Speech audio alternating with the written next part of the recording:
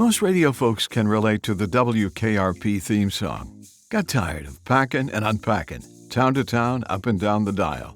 Dana Tyson? Not so much.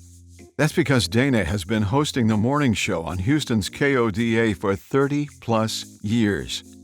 Initially, Dana was the morning news anchor with Weaver Morrow, but the show gradually became something more than just reading liners, allowing Dana to inject her unique personality into the proceedings.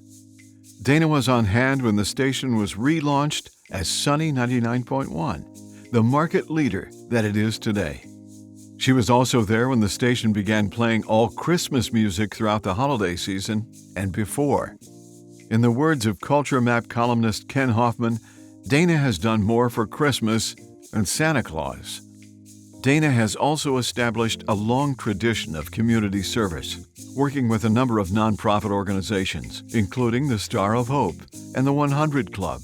In recent years, she has become active as a civic preservationist, rescuing and remodeling historic homes. She lives in a restored, naturally, 1922 home in Houston's historic Eastwood neighborhood.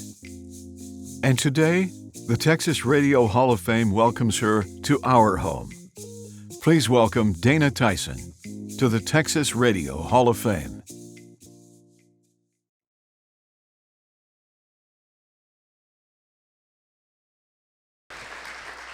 Something crazy happens when you look back over your time period of 31 years, 32 years, and I see my very first boss, the general manager, and the one man who had to tolerate my silliness, Dusty Black, and then Dave Dillon.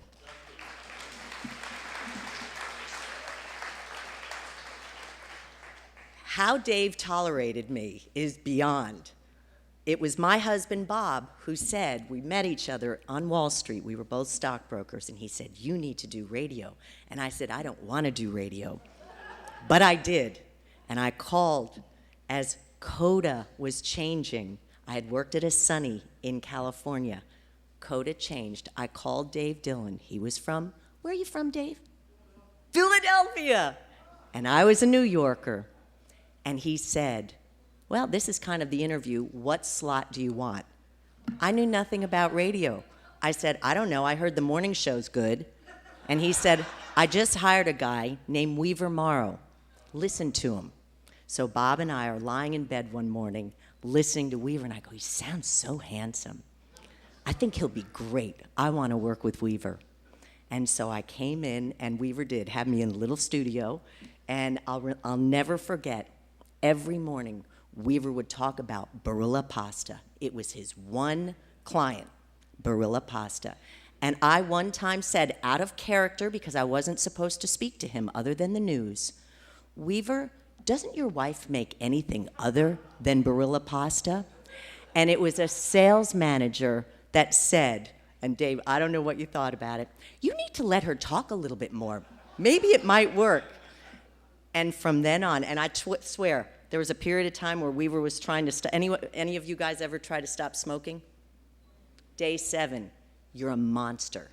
I packed up my box and I said, I am out of here. And I told Dusty, I'm done. Dusty brings his sweet Tandy in and she goes, Dana, Weaver's trying to stop smoking. It's day 7. So just give him some grace. And I did, and I stayed, and Weaver and I were together for 12 years. Then I had Mark Sherman. He's another special man. He was my partner, and now he's my boss. And when I first met Mark Sherman, he was wearing a silver outfit looking like Danny Terrio, and he also became a DJ on Sunny, and I love him to death. So much of our lives have paralleled in this process of getting up at 2:30 or 3 o'clock every single morning for 32 years. My precious family is here. I've got Bobby, Danielle, Matt, Mitch is back home, and Nash, and Sarah, Bobby's wife, and Michael, Danny's husband, and let's see, Justine, Matt's wife, and Claire is my family's so big I can't remember. Claire is Nash's fiance. Then there is Jack and Esme and Naomi and Reese and Emma and who did I forget, guys? And Milo's over here. He's been my assistant. We have never been allowed to stay for a concert or a Disney on Ice the whole thing through. At halftime, I'd say, let's go, kids. Mom's got to get up and go to work. And they have never experienced the whole event. So how ironic is it that I'm the very last one, and they had to stay here the whole time and wait for their mommy and their Gigi. I got a letter last week, and this sums up my time at Sunny. I never knew how powerful radio would be for others. I always knew how powerful it was for me. As a little girl in New York City, Long Island, New York, listening to Harry Harrison, WABC, every morning on my transistor radio, he had 3 women in the studio, and he would zip up their dresses. Of course he didn't. It was all theater of the mind, and I thought, that is so cool. Like, I want a job like that.